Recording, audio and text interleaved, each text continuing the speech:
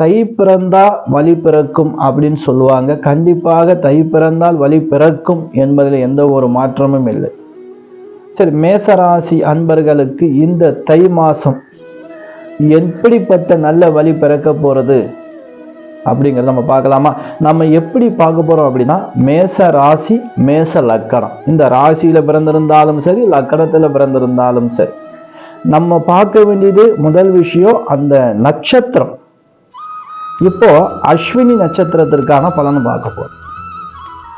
இந்த அஸ்வினி நட்சத்திரம் மேச ராசியாக இருந்தாலும் சரி, இல்ல உங்களுக்கு எந்த ராசியா இருக்கட்டும், மேஷ லக்கணம், அந்த லக்கணம் வாங்கின நட்சத்திரமும் ஒண்ணு இருக்கும், அது அஸ்வினியாக இருந்தாலும் சரி.